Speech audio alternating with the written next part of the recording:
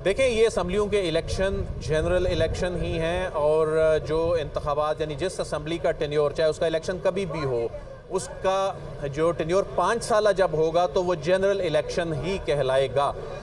बाकी बात रह गई कि 90 दिन के अंदर इंतखाबात होंगे। देखें, अगले 3 दिन तो यानी इसमें जुम्मा, हफ्ता, इतवार तो वैसे गुजर जाएगा और उसके बाद अदालत ये कह रही है कि हमने पीर से इसकी डिटेल हेयरिंग करनी है। जब तफसीली हेयरिंग सोमवार से शुरू होनी है, पीर से शुरू होनी है, इसका मतलब है कि अगला सारा हफ्ता अदालत ने अपने जहन में ये रखा है कि इस पर हेयरिंग होनी है। उसके बाद जब हेयरिंग होने के बाद ये कंक्लूड होना है कि तारीख किसने देनी है, उसके बाद जब ये तय हो जाएगा कि तारीख किसने देनी है, फिर वो तारीख देने वाली अथॉरिटी तारीख देगी। उसके बाद इलेक्शन कमीशन शेड्यूल का ऐलान करेगा और पब्लिक नोटिस से लेकर जो विड्रॉल है नॉमिनेशन की और उसके बाद जो इंतखाबी मुहिम के लिए वक्त देना है और पोल डेट है, तो 90 रोज़ वाला मामला अब ख़त्म हो चुका है। इलेक्शन तो अब 90 दिन से आगे चले जाएंगे। लेकिन साथ ही साथ आईने पाकिस्तान इस चीज़ का तहफ़्फ़ुज़ देता है कि अगर कोई काम अपनी आइनी मुद्दत में नहीं मुकम्मल होता तो ऐसी सूरत में ये गैर आइनी नहीं होगा।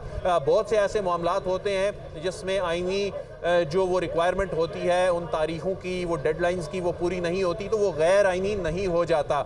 लेकिन यहाँ पर अदालत ने इसको फंडामेंटल राइट्स के, यानी वोटर का फंडामेंटल राइट है, इसके अलावा जो पॉलिटिकल पार्टी का फंडामेंटल राइट है इनके आर्टिकल 17 के तहत, उसको प्रोटेक्ट करना है।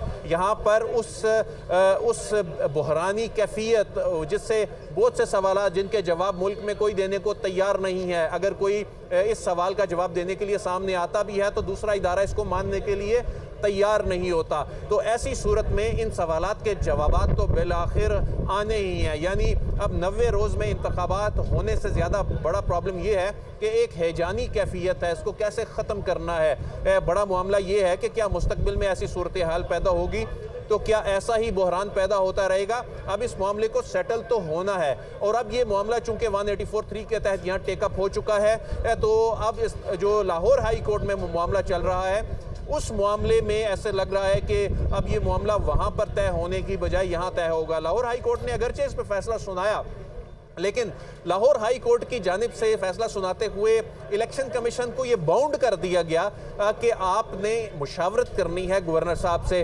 उन्होंने गवर्नर साहब से मुशावरत की और उसके बाद गवर्नर साहब ने तारीख देने से इनकार कर दिया। तो इलेक्शन कमीशन ने कहा, देखें जी, हमने तो आपका जो हुक्म है वो मान लिया, लेकिन गवर्नर साहब तारीख नहीं दे रहे। उसमें तो ऐसा कुछ नहीं कहा था कि इलेक्शन कमीशन ऑफ पाकिस्तान खुद यकतरफा तौर पर तारीख दे दे। तो वहीं का वहीं मामला खड़ा है। आज इलेक्शन कमीशन का इजलास भी हुआ। आज इलेक्शन कमीशन के इजलास में जो गुज़िश्ता रोज़ अटॉर्नी जनरल को बुलाया गया था और 2 आइनी माहिरीन को बुलाया गया था, तो अटॉर्नी जनरल ने कल माजरत कर ली अब तहरीरी जवाब देने से। अटॉर्नी जनरल इस मामले पे बहुत मोहतात अंदाज में इस आइनी विकेट पर खेल रहे हैं। तो आज भी अटॉर्नी जनरल की जानिब से कोई एग्रेसिव या जारहाना रवैया नहीं अपनाया गया। तो अटॉर्नी जनरल जो है ये उनका भी इम्तिहान है इस क्रिटिकल सिचुएशन में कि अटॉर्नी जनरल क्या कुछ मोअज़्ज़ज़ जज साहिबान पर एतराज़ करेंगे। ये एक अटॉर्नी जनरल का इम्तिहान होता है जिसने इसी कम्युनिटी में रहना होता है।